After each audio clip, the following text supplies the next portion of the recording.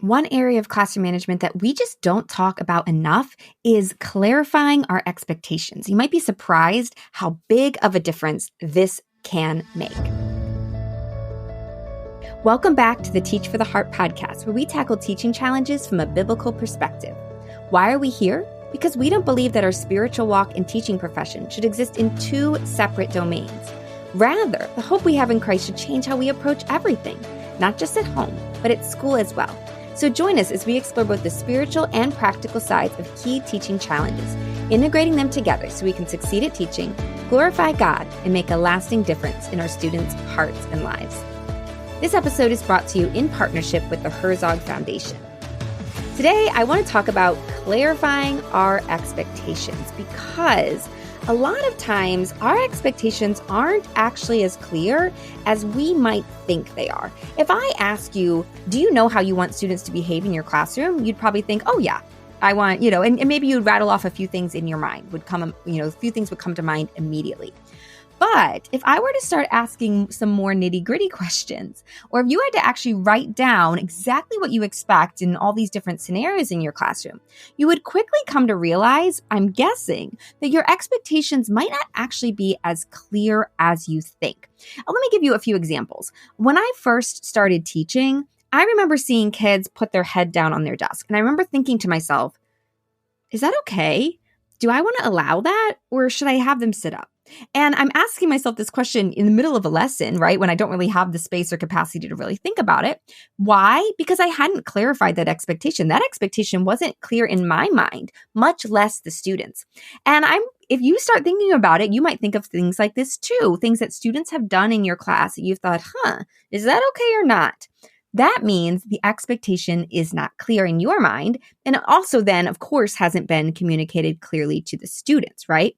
Here's another example. Let's say that you have a time where students are supposed to be working on something and you notice they're talking quietly amongst themselves. Is that okay? Are you okay with that? Are you not okay with that? You might find yourself wondering, is that okay? Should I say something? Should I not? What if a kid, stands up and goes and sits by a friend after completing an assignment? Is that okay? Is it not? So these are all examples of things that you might kind of discover. I haven't actually clarified this. In the moment, I don't recognize it as no, that's not allowed, or yes, that's fine, because I'm not as clear as I thought that I was. And what happens when our expectations aren't clear, a couple things happen. First of all, when it happens in our class, we don't know whether we should address it or not. Right? So all these scenarios I just said where, the kid put their head down, I was literally spending my energy thinking, do I do something? What do I do? I wasn't addressing it right away, right? Because I didn't know. And I think I probably ended up just letting it go because I wasn't really sure about it. Or you might find yourself being really inconsistent, right? Letting it go one day, coming down on it the next day because you're like not really sure. You haven't decided in your own mind, right? So that's not good. It makes us inconsistent. It makes us unsure, which the students pick up on that uncertainty. It also is very stressful, right? And so we're distracted in the middle of our lesson by this question that we're trying to answer on the spot, right? Another problem when our expectations aren't clear is that it's also not clear to the students, right? If we don't know where the line is, we're certainly not drawing a clear line for them, right? So they're going to be trying stuff and not sure if they're going to get away with it or not, right? And if we let it go, then they're like, okay, and they keep doing it. If we're inconsistent, then they never know where the line is, right? So it is very, very important for us to clarify our expectations. And that's why when we work with teachers in Classroom Management 101, which is our online course, where we help teachers reduce disruptions with the classroom management plan, one of the first things we do is we clarify expectations and we go through all kinds of different areas and think, okay, where are we going to draw the line? And that's just so important to just decide, where am I going to draw this line so that when something happens in the classroom, I'm not asking myself, I'm not debating internally. I know either, yep, that's fine. I've decided that is fine, or nope, they've crossed the line and I am going to say something or I am going to do something to deal with it. So I want to give you some tips here now for how to clarify your expectations. Okay, we're going to start first of all with some tips for clarifying them for yourself. And then once they're clear on your mind, tips for communicating and clarifying them for your students. Okay, first of all, before I get into the tips, I want to tell you how we do this in Classroom Management 101 and what my recommendation is if you're doing it either with us or on your own. And that is, I recommend just writing down all of the common, like just thinking through all kinds of the common scenarios of things that happen in your classroom. And then you want to think through, what am I going to do? What is allowed and what isn't? And in Classroom Management 101, we actually have a template that's there. It has ideas already for you and all the questions that you want to ask. But for example, some of the questions on there are, when are students allowed to talk and what talking levels are acceptable at different times, right? Because I'm guessing the rule isn't really no talking ever, right? So when is that allowed? When isn't it? Things like, what does respect look like? What does disrespect look like? So you can recognize the difference. Questions about when is a student allowed to stand up and wander around the room and when are they not? So all these types of things that you might think of, what are all these different scenarios of things that students might do or things that I expect, and get clear and actually write them down, because when you write them down, it brings so much more clarity. So here's my 3 tips for clarifying expectations for yourself. Tip number 1, I want you to understand this is where you pick your battles, okay? So the advice is pick your battles wisely here, okay? And before I get into that, I want to just talk about this concept of pick your battles. You've probably heard that phrase used a lot. And in general, it's good advice. But how I've seen it misapplied in classroom management is where teachers end up letting all kinds of things go in their classroom because they're like, oh, I'm picking my battles. Like I'm picking the bigger things. But what happens then is like they set the line, and then they let students cross the line and are just like, oh, well, I'm picking my battles. Even though they crossed the line, I'm just picking my battles. And that, once again, that's not good. That's creating inconsistency. That's creating a lack of follow through. Students aren't really sure what you expect when. The line is not clear when we do that. So instead of picking our battles in the moment based on how we feel, instead we want to pick our battles now, when we're clarifying our expectations. So this is where you say, where is the line? And I'm picking my battles, right? There are certain things that I might say, I'm going to allow that. I'm not going to fight that battle. That's going to be fine. We're going to allow that here. But there's other things you say, yes, I am going to fight that battle. So I'm going to set the lines. So you're basically drawing up your battle lines, as it were, so that you're ready. And you know, when students cross this line, that's the battle I'm picking. That's when I'm going to address it. Of course, we're not actually battling. We're just addressing the issue, but you get the analogy. So tip number 1, pick your battles here. Decide which battles are worth fighting and where to draw the lines. Just consider what do I feel like is appropriate. And one of the most important things is that you feel aligned with where you draw your lines. In other words, that you feel like this is the right line. It might be different than the teacher next to you. Some teachers might draw the line more strictly than you. Some might draw it less strictly than you, but it's important that you feel like it's the right line, because if you feel confident in your line, you're going to be able to hold it much better. If you don't feel confident, if you feel like your line is too strict or too lenient, you're going to be second guessing it all the time. So it's one of the most important factors is that you feel confident in where you set it. You can always adjust it later if you want to. This episode is brought to you in partnership with the Herzog Foundation, and we want to in particular recommend Herzog's trainings for Christian school administrators and teachers. They have so many amazing free trainings, many of which are online and others that are in person.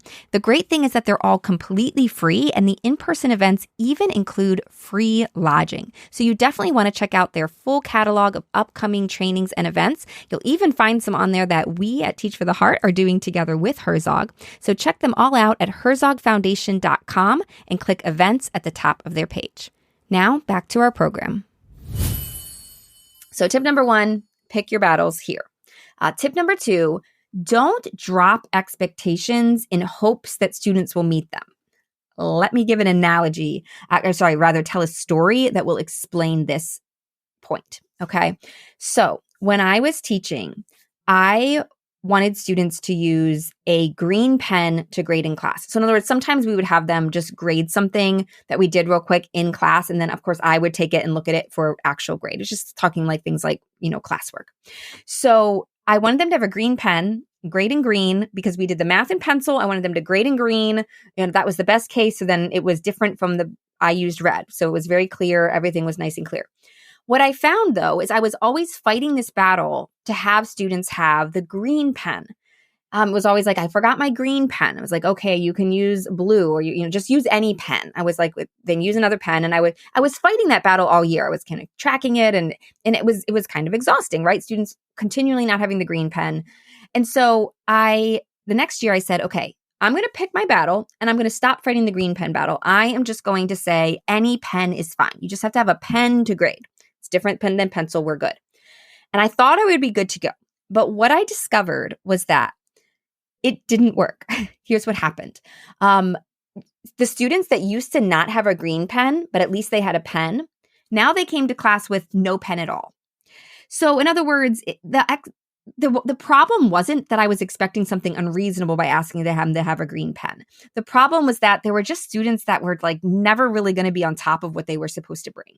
But now I found myself in a bigger dilemma, because before I could just say, well, just use a pen. And now I couldn't say just use a pencil, because that would be the same instrument that they did the quiz with and whatever. So I found myself that I had lowered the expectation, hoping to avoid the battle. But what actually ended up happening was that I had the exact same battle, and just now it was way worse. So my advice here is, in light of that story, don't drop expectations in hopes that students will be able to meet them because they're lower. Okay, so set the bar where you think it should be, and recognize there will always be students who come in under the bar. If the lower you drop it, there's still going to be students that come in under it. So you just need to keep that in mind, okay? You will always have students come in under. You're always going to have to fight the battle. So don't lower it in hopes that to avoid the battle. Does that make sense? So put the bar where you think it should be, where you feel is right and fair and good. Don't lower it to avoid it. It's just not going to work. So hopefully that's helpful. So advice number 1, pick your battles. Make sure you feel aligned with where the line is. Number 2, don't drop expectations in hopes that students will meet them. Number 3, write down your expectations. If you write them down, you are going to have so much more clarity. Number 1, you'll be able to refer back to it, but even more, the having to write it down forces you to be clear. Because in my mind, if I just say, oh yeah, I expect this and this and this, my mind will assume I have a lot more clarity than I actually do. When I have to write it down, it becomes pretty clear to me, oh, I actually haven't thought this part through or that part through. So definitely recommend writing down your expectations. And if you do work with us in Classroom Management 101, we have the template and all the questions all ready to go for you. All right, so those are 3 tips for clarifying expectations for yourself. Next, tips for clarifying expectations for your students. I have 3 here as well. So in other words, first step is getting clear for yourself. Once you're clear in your mind, now you need to communicate these to the students, okay? And some of these you might communicate in, when you think about next year, you might have like a syllabus for them and things like that. But that's obviously not enough, right? Just putting something in a syllabus, students may or may not read that, much less remember it, right? So what does this look like in actually communicating with them on a regular basis? So first of all, discuss expectations as they come up. Don't just go over a list of expectations at the beginning of the year or all at once. So once again, giving them a syllabus or going through everything all at once, they're not going to remember that. It's too much information. Instead, you want to clarify expectations as that comes up. So as something comes up, okay, this is what is allowed here. This is the expectation here. Okay, we're doing small groups. This is what is expected during small groups. So you need to clarify things as they come up, and be ready to continue to remind them of it until it's clear to them. So that's number 1. Discuss them as they come up, not in one huge long list. Number 2, clarify expectations by holding the line. Okay, this is probably the most important. The way you're going to make the line clear and the expectation clear is by holding that line. And when students step over it, you say something, you do something. That is going to be the most important thing. So you do want to be ready and think through, well, what am I going to do when students cross these lines? How am I going to respond? And be ready to do that. That's really, really important. Because if you say this is the line, but then you let students cross it, kind of all the time, that's not going to be the line. So you have to hold it. You have to be prepared to hold it. And then number 3, it might be wise to focus on 1 or 2 areas at a time, especially if it's, if you're listening to this episode when it comes out, it's the middle of the year. So if you're thinking, man, I want to clarify a lot, it might be good though to say, okay, I'm going to focus on 1 or 2 areas because I can really focus on that, right? If you were to try to come in and say, okay, I have 10 areas I want to work on with my students, you're not going to be able to keep up with that. They're not going to be able to keep up with that. It's going to be too overwhelming. But if you say, okay, I'm going to focus on this one area, we're going to focus on, small group time. We're going to focus on, disruptions, blurting out answers or getting up out of our seat, whatever it is. If you pick one or two areas, that's going to be so much more manageable. You're going to be able to actually focus on it. You're going to be able to actually be really consistent with, okay, every time someone crosses over the line, I'm addressing it.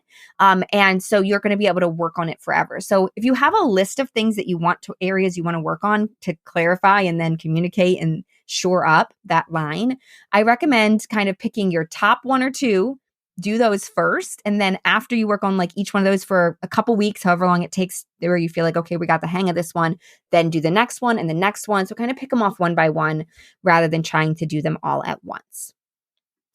So I hope these tips have been helpful for you as you think about clarifying your expectations. One final word of advice is just to recognize that clarifying these expectations is just one part of the plan. There are a lot of other pieces that need to work together. In particular, remember I talked about, well, what do you do when they don't meet the expectation? Are you ready to address that? So if you do need extra help with that, we talk about the whole system, including when we teach a classroom management plan.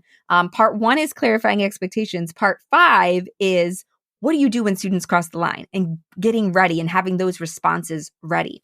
So if you feel like you need some additional help, we have 2 resources for you. First of all, we have a free training, how to reduce disruption so you can actually teach. You can get that at teachfortheheart.com/free, teachfortheheart.com/free. Or if you just want to jump right to the all-in-one solution, Classroom Management 101 is always here for you. We walk you through the entire process, give you everything you need to reduce those disruptions. And you can get that at teachfortheheart.com/CM101. So teachfortheheart.com/CM101. Well, this episode has been brought to you in partnership with the Herzog Foundation. All views and opinions are our own and don't necessarily reflect those of the Herzog Foundation. If you'd like the notes and the links from this episode, you can always get them at teachfortheheart.com/328, teachfortheheart.com/328. And if you did enjoy this episode, we'd love for you to share it with a friend and to subscribe to the podcast so you can stay in touch with us. Thank you guys so much. I look forward to speaking with you again soon. In the meantime, teacher, remember, God is at work in you and through you, and He's using you to make a difference. Keep your eyes on Him and teach for the heart.